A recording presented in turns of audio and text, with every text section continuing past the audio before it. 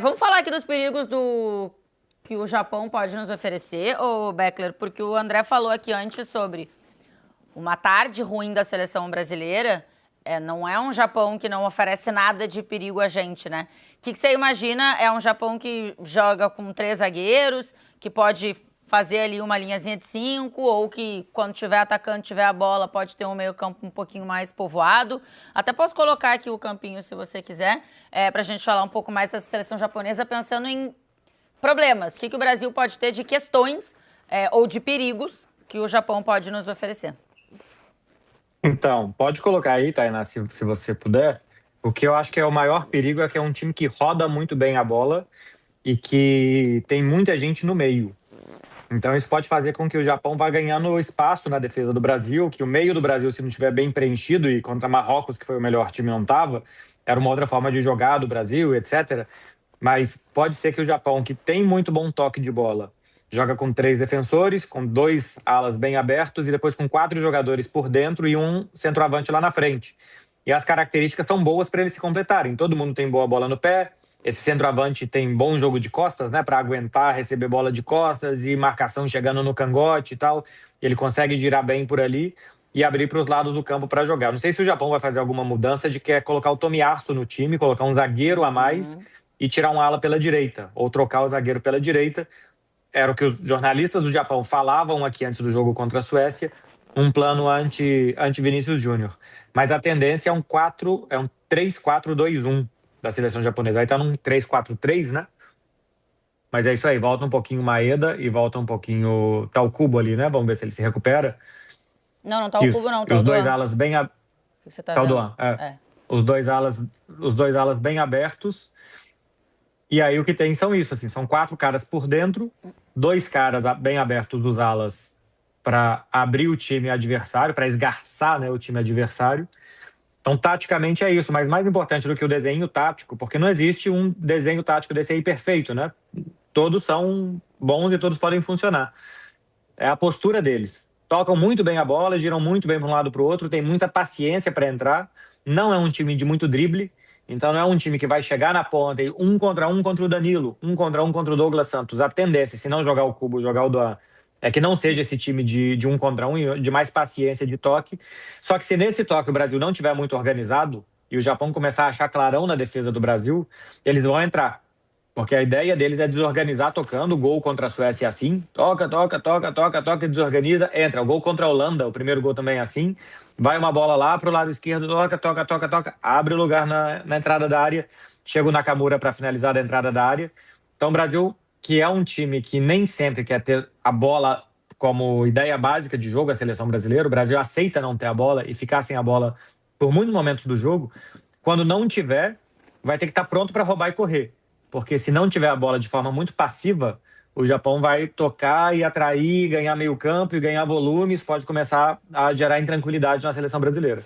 E aí até vou colocar aqui, André, o Brasil, só pra gente ter uma ideia do que tem de meio campo, o que tava falando ali o Beckler, né? Eles povoam muito meio campo.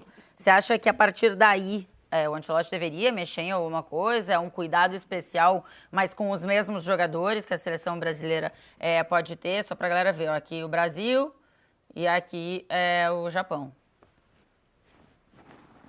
Eu tenho receio de ficar sobrecarregado aí para Casemiro, porque assim, tudo bem que o Bruno Guimarães ele tem uma dinâmica. O Bruno Guimarães ele acaba fazendo várias ali, né? E agora o Casemiro, a gente tá vendo o Casemiro mais estático, com uma velocidade que deixa a desejar. Eu tenho receio, cara, do Brasil perder essa batalha aí no meio-campo. Eu acho que a gente tem chance de compensar de outras formas, claro. A gente tem o Vini Júnior, a gente tem o Ryan, a gente tem o Matheus Cunha, que vai ajudar, que vai batalhar e tal. Mas a gente tem uma deficiência no meio-campo e eu sinto em insistir nisso. Mas é o que eu penso, eu vou fazer o quê? Eu acho que o Casemiro deixa a desejar. E aí, André, Tem uma só coisa, lembrando... Tainá. Desculpa, Beckler, só porque o André citou ali a questão do meio-campo.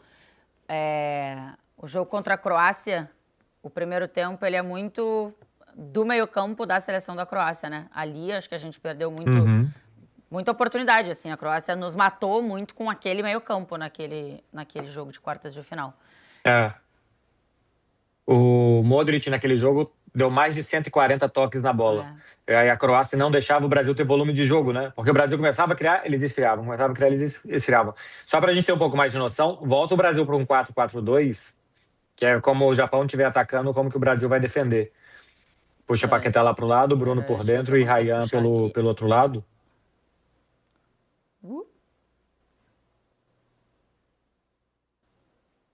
É isso aqui que você quer? Pois é. Então, o que acontece aí é... Primeiro, se for isso daí, o Brasil vai ter que acertar, porque se forem 3 defensores do Japão contra 2 atacantes do Brasil, na hora do Japão sair jogando, o Japão vai ter um defensor livre para sair jogando. Então, alguém vai ter que subir num terceiro zagueiro, porque normalmente essa marcação é individual. Não sei se o Paquetá, o Rayan vai ter que subir para não ser 3 contra 2, a não ser que a ideia do Brasil seja deixar o zagueiro de pior passe livre, né?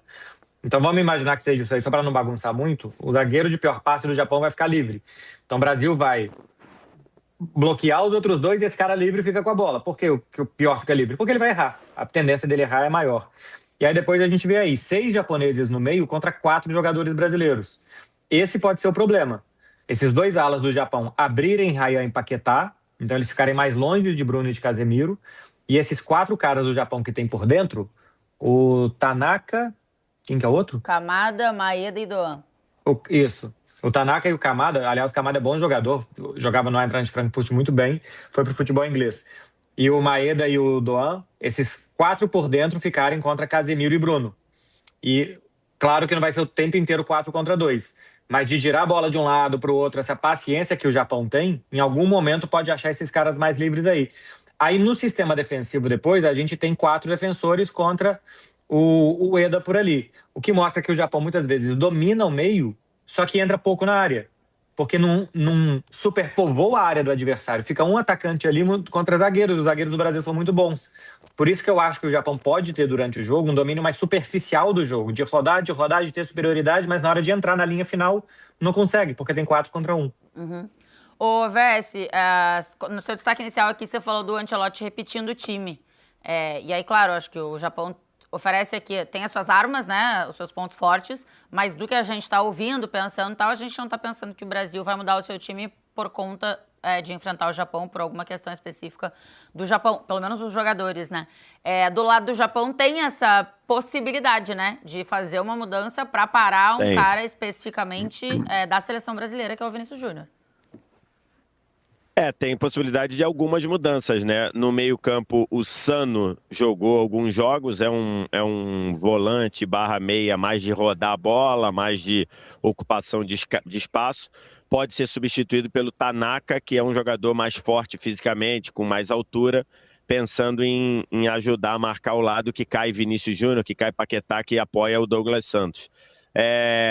Há a possibilidade, como falou o Marcelo, de você tirar o Sugawara da direita e botar o Tomiyasu. Tomiyasu é lateral, pode fazer ala, mas pode ser que você só troque o Tomiyasu como trocar o zagueiro pela direita e botar o Tomiyasu, que tem mais força de marcação para marcar o Vinícius. Por quê? Porque os alas do Japão, tanto o Sugawara da direita quanto o Nakamura da esquerda, eles são mais atacantes do que alas propriamente. Então eles dão muita força ofensiva pelos lados lá. Então, se você tirar o Sugawara e botar o Tomiyasu, você talvez deixe o Japão muito defensivo.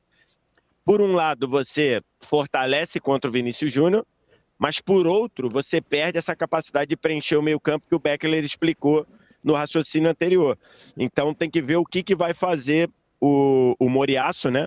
O Moriyasu lá no Japão, ele tem mais ou menos o status que o Parreira tem aqui no Brasil, né? Do tipo, ser um cara que está na federação há muito tempo, que participou de várias épocas do futebol da seleção japonesa. Tem um trabalho de 7 anos, se eu não estou enganado. Então, assim, ele conhece muito bem o time. Se o Kubo voltar, se o Kubo tiver à disposição, você pode ter um time ainda mais ofensivo, com o Doan fazendo a ala pela direita.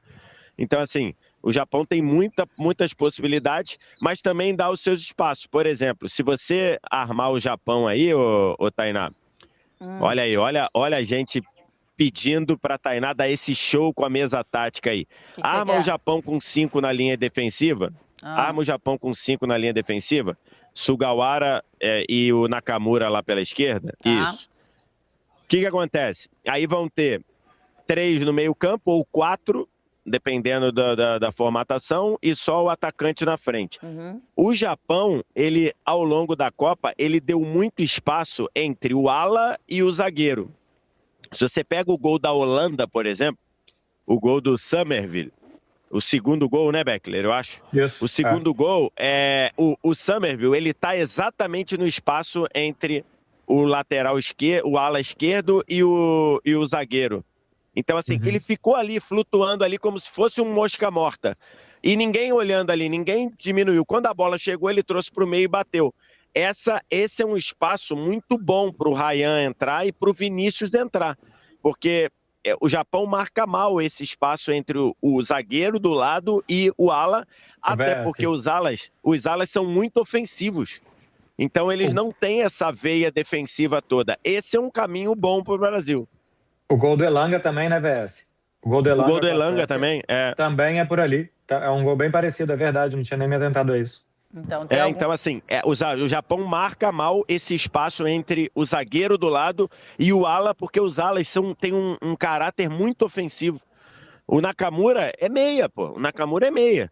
Então, assim, que tá fazendo a ala pela esquerda, inclusive, talvez seja o melhor jogador do Japão na Copa, um dos destaques. Mas é meia. Então, é um espaço que o Brasil pode aproveitar ali para Vinícius e para Ryan. Então, temos algumas possibilidades para a seleção brasileira, alguns caminhos, né, para a seleção brasileira, pensando no jogo de amanhã contra o Japão. Aliás, é o primeiro mata-mata, né, que a gente tem. Hoje começa o mata-mata da Copa do Mundo, África do Sul e Canadá, mas o primeiro da seleção brasileira é amanhã contra o Japão. E aí, bota como é que ficou o chaveamento para a gente começar a desenhar aqui o que é o caminho da seleção brasileira, mas acho que das principais seleções, né? Que vale a pena a gente ficar de olho. Vamos combinar que o nosso lado ficou mais gostosinho, André Henning? Se você analisar que nós temos do lado de cá Brasil, Inglaterra e Argentina campeões, do lado de lá você tem Alemanha, França, você tem uma Holanda que não é campeã, mas que tem a sua tradição também, você tem Portugal, a Espanha, Portugal que não foi campeão, mas tem a sua... então assim, ali tem enfrentamentos mais... O lado de cá, assim, não é o adversário ideal para essa fase, o Japão, não é. Mas é um adversário acessível, muito acessível. Noruega e Costa do Marfim serão adversários, quem vier, difíceis, né? Quem vier vai ser difícil? Vai. Mas é bem acessível. Aí não tem muito mais, né? Aí chega numa quarta de final, não tem muito mais o que fazer. Você tem que...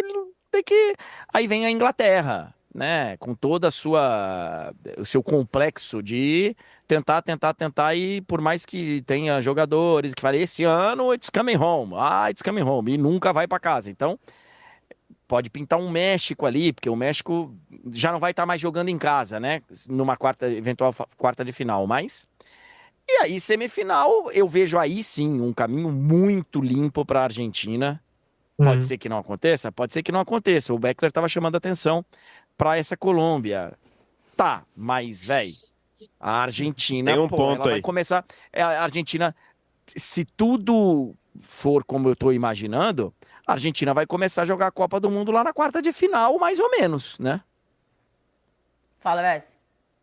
Assim, se a gente olhar antes da Copa, se a gente pensar assim, as 6 principais favoritas estavam deixando a Alemanha fora das 6, né? Se falava em Espanha e França num degrau, Argentina e Portugal no outro, Brasil e Inglaterra no outro. Estavam deixando a Alemanha abaixo. Talvez fosse até um erro, mas enfim. Isso era o cenário. Ficaram 3 para cada lado, né? Argentina, Brasil e Inglaterra do lado de cá, Espanha, França e Portugal do lado de lá. Mas do lado de lá também tem a Alemanha e também tem a Holanda. Então, em tese, Marrocos. esse lado... E fora as outras ali que podem incomodar, um Marrocos, um Senegal. Estados Unidos.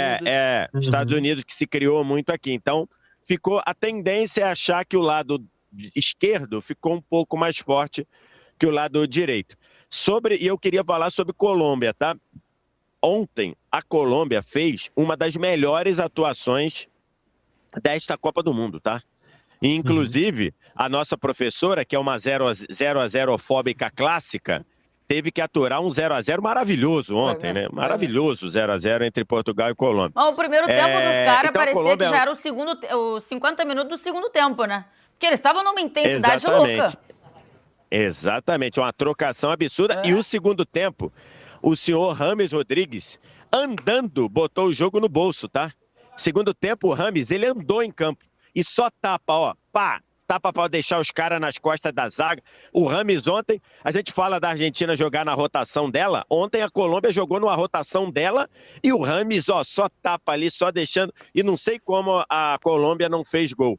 Aliás, só abrindo um parêntese aqui, acostumem-se com o impedimento semiautomático, porque o gol anulado do Sanches por um bico de chuteira vai acontecer direto no futebol brasileiro, e eu não quero chororô, tá? Eu não quero entrar no de placa no dia seguinte, entrar na live do André no dia seguinte, tá falando, mas esse impedimento é muito pequeno, é só um bico. Irmão, é isso aí, acabou, pô. A regra é isso, todo mundo pactuou que a tecnologia é essa, então não venham encher o saco, pô. Estão pedindo o impedimento semiautomático, vai ser assim no futebol brasileiro, não venham encher o saco, pô. Aceitem que é assim e acabou.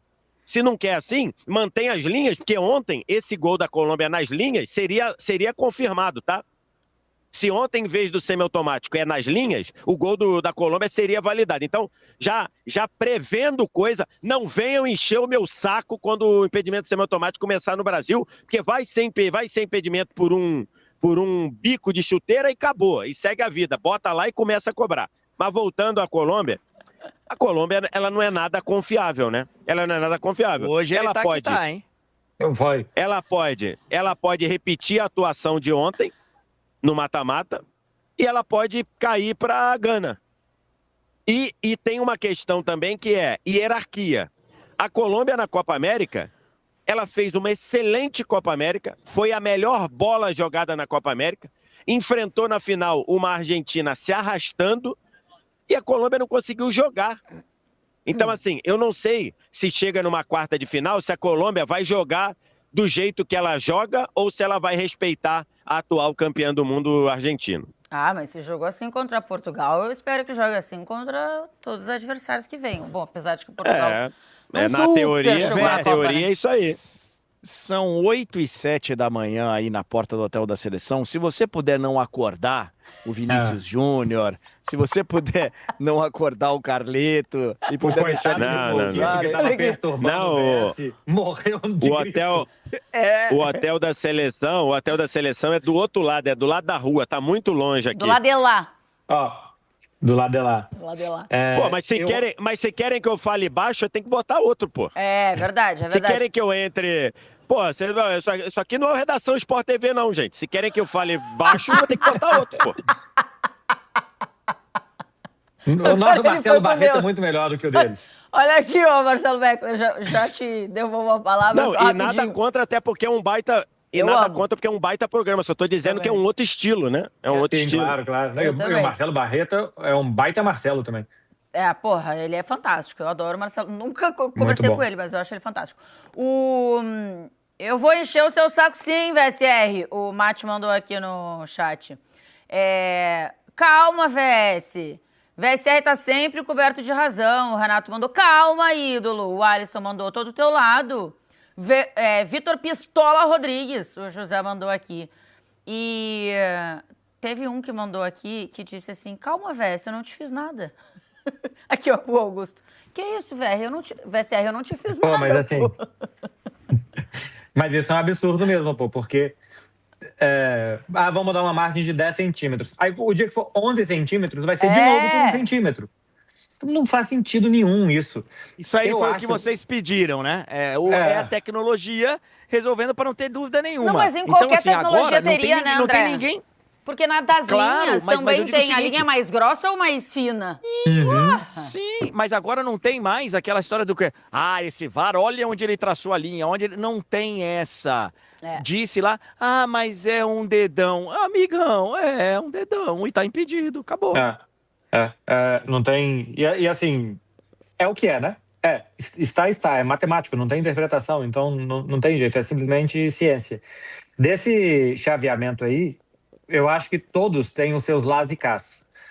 Brasil contra Japão, Costa do Marfim, depois Noruega, eu acho que são 3 adversários duros, chatos, de perfis bem diferentes, que o Brasil vai precisar aqui e ali se adaptar a eles.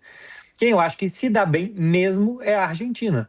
França e Alemanha passaram em primeiro, não tem depois vida fácil nas oitavas, eu acho que vão passar por Suécia e por Paraguai. Espanha e Portugal, que não jogaram bem a primeira fase, podem se enfrentar nas oitavas, se conseguirem vencer os seus jogos, também não vão ter vida fácil. E depois o que vier de Estados Unidos, Senegal e Bélgica, aí, porque eu acho que a Bósnia é mais fácil também, depois vai chegar muito empolgado, e eu acho a seleção de Senegal muito boa. Quem se deu bem foi a Argentina. E eu já vi gente falando que o desenho da Copa do Mundo foi feito para beneficiar a Argentina. A única coisa que foi feita, que aí eu acho que existe uma discussão, foi a França para um lado e a Argentina para o outro. Foi a número 1 do ranking para um lado e a número 2 do ranking para o outro. De resto, subiu bolinha para cá e para lá, depois os times jogaram, a bola entrou para cá e entrou para lá, e deu isso daí. Eu acho uma loucura. Poderia... E o Uruguai não o fez normal a parte dele. é Uruguai. Portugal não Uruguai. fez a parte dele. Aí como é que vai O na jogo- conta da Argentina? O normal era ser Argentina e Uruguai, pô. O Uruguai é incompetente, pô. O Uruguai não consegue botar um goleiro que era ruim em 2014, pô. O goleiro trouxe pra cá um goleiro que já era ruim em 2014. E outra, né, velho? Aí, pô. Traz um treinador que tava de sacanagem. Traz um treinador que veio pra cá de sacanagem. Porra, E mal então educado, aí a culpa é da grosseiro FIFA? e mala. Porra.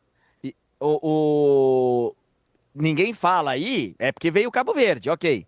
Mas poderia ter pintado uma Espanha. E Podia. aí iam falar que tava, né? Exatamente. Se a Espanha vem como segunda colocada, e aí pinta uma Espanha, aí iam falar, não tem essa, velho, tem que ir lá e fazer o serviço, senão cai pro outro lado, Portugal vai cair pro outro lado. Se o Uruguai...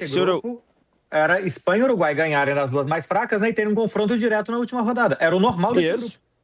Não, e ficou assim, Beckler. Se o Muslera não toma aquele frango ridículo, o jogo poderia ter ido pro segundo tempo, 1-0, gol de cabeça do Uruguai e a Espanha ter passado em segundo. Perfeitamente poderia ter acontecido isso. É que o Muslera tá de sacanagem na Copa do Mundo, né, pô? O Muslera falhou nos 3 gols, nos 3 jogos do Uruguai. Então aí não há goleiro que resista, né? Não há seleção que resista. Mas poderia ter acontecido. Se ele tivesse Poderia ter sacanagem, tava até acontecido. bom. É que ele não é bom mesmo, né? Tem uns 16 anos que o Muslera tá de sacanagem também, né? Exatamente. O erro é de quem convoca. Não é possível o cara continuar sendo convocado. Isso foi uma loucura. Bota aí, ó. Esse é o nosso caminho na tela. Ai, meu Deus do céu. Eu tô nervosa. Ô, Careca, você já tá uns dias à frente preparando-te pra ACM Brasil e Argentina? Eu não tô não, mas acho que é mais por, sei lá, por superstição, por... Tá vacinado, né? Porque das a gente últimas. preparou... a gente preparou e aí, pô, toda hora você me lembra isso, Tainá. Você também, vou te dizer, você é a professora que fica lembrando o aluno do dia que ele, né, que aconteceu aquele negócio lá chato. Tá louco, velho, você tem que lembrar nisso, porque, pô, tava tudo Joga lindo na cara? pra gente fazer. Tava tudo lindo pra gente fazer uma semifinal de Copa do Mundo. E, assim, eu não tô pensando nisso agora, não. Mas que seria legal pra caramba, seria. Eu vejo assim, sem brincadeira, é algo que eu, visualmente, pra mim, tá muito delineado e visível. E tomara que eu esteja errado. Eu vejo, assim, França e Argentina caminhando, cada uma fazendo a sua parte. Espero, como é futebol, espero que no meio do caminho apareça um Brasil. Mas eu vejo as duas fazendo as suas caminhadas ali para, mais uma vez, se encontrarem na final da Copa. Eu discordo do que a gente colocou aí na tela. Antes do México, para mim, tá o Equador, que fez um mau jogo contra Curaçao e por isso foi um pouco prejudicado, que teve que fazer contra a Alemanha, mas eu acho que o Equador chega até um confronto com a Inglaterra que pode Porque ele tem Inglaterra e México, imaginando que a Inglaterra vai passar do seu jogo e que o México vai passar do seu, né? Mas é México e Equador. E eu acho que o Equador vai tirar o México e eu acho o Equador um péssimo adversário para a Inglaterra. Porque a Inglaterra, contra time que se fecha, ela contra Gana e contra Panamá, ela foi muito mal. E Equador se fecha melhor do que esses dois. E depois acho que tem boa capacidade de contra-atacar melhor também do que Gana, não sei, porque Gana também é um time bom de contra-ataque. Mas do que Panamá, sim. Então, ali é pelo menos Inglaterra e Equador. E eu acho que é um bom caminho para o Brasil de uma escadinha de dificuldade aumentando. Japão, depois por característica, Costa do Marfim e Noruega, acho que são piores para o Brasil do que o Japão. Eu gosto da característica do Japão para o Brasil. E depois tem uma dificuldade até hierárquica mais se chegar à Inglaterra. E depois... depois é semifinal, né? Depois é o que é. Aí depois não tem para onde correr absolutamente. E eu acho que a Argentina e Colômbia, se chegarem também bem abertos, por ser um confronto doméstico da Colômbia. Se a Colômbia bate com a França, bate com uma seleção que ela está menos acostumada a jogar, eu acho que seria pior para a Colômbia. A Argentina, porque a Colômbia conhece de Copa América, logo depois teve enfrentamento também, eu acho que é bom para a Colômbia. O VS, só desse caminho aqui que o do Beckler Brasil... falou... Brasil é favorito contra o Japão, Brasil é favorito contra a Costa do Marfim ou Noruega, Brasil é favorito contra a Inglaterra ou México ou Equador? Se for contra a Inglaterra, eu acho que não. Desculpa pro VS. Quanto à Inglaterra, eu acho que é meio a meio. Os outros dois, eu acho que o Brasil entraria como favorito. Eu acho que tem duas seleções que eu vejo ali, pelo que jogaram, pelo potencial, pelo que jogaram, que eu acho que podem ir nas quartas de final. É Senegal na chave dos Estados Unidos lá, e a outra é o Equador, cara. Eu acho que o Equador pode complicar muito para a Inglaterra. O México não fez bons jogos, o Equador também não fez, mas eu acho que o Equador tem mais de onde tirar, né? Enfim, e acho que o Equador contra a Alemanha, VS, ele joga a vida dele e é um jogo bem digno. É um jogo bem... Porque assim, a partir de agora, todos os jogos são jogos de vida, né? Sim. Então assim, isso. Os caras jogaram a vida contra a Alemanha e o Equador... E o Equador vem com um sentimento de renascido, né? De renascido.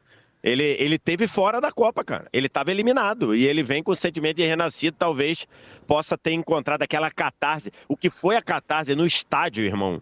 Da torcida do Equador, o BKSS subindo na grade para ir abraçar a família. Os caras chorando. Então, assim, cara, eu acho que isso pode dar um gás aí pro Equador. Mas eu acho diferente. Eu entendo a postura que eles tiveram contra a Alemanha, mas ali era meio que eles não tinham muito o que perder. Eles estavam eliminados. Eu acho que é diferente da postura que você vai ter num mata-mata. Que pode ser ter mais receio do que um jogo que você já está eliminado. Tudo bem. Eu entendo, mas o que eu digo é que para eles ganham ali um continue, né? Como se fosse no videogame. Eles ganharam uma vida extra ali, né? Então acho que isso pode fazer o time melhorar. E Senegal do outro lado... Cara, Senegal jogou pra caramba contra a França no primeiro tempo, jogou pra caramba o primeiro tempo contra a Noruega. Então, assim, eu acho que Senegal pode ir longe do outro lado. Fiquemos atentos, então, a esse chaveamento. Agora que a coisa tá desenhada, a gente consegue ver caminhos mais claros, né? Ai, say shout out to America. O que aconteceu? Quem era que eu não vi?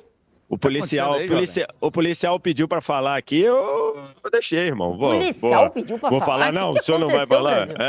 Falou. Só que eu não entendi nada o que ele falou, mas tudo bem. Eu achei que ia dar uma bronca, eu falei, caramba, VS, os tiras chegaram. Policial simpaticão. Tinha um rapaz malhando aqui, ele parou fazendo aquele negócio de step, sabe, o Beckler? Subindo e descendo a calçada. E ele parou ali e ficou 1, 2, 3, policial todo amigão. Já garantiu a lei e a ordem, né? Então agora ele vai se divertir também um pouco. Que bom, né? Tem mais é que se divertir.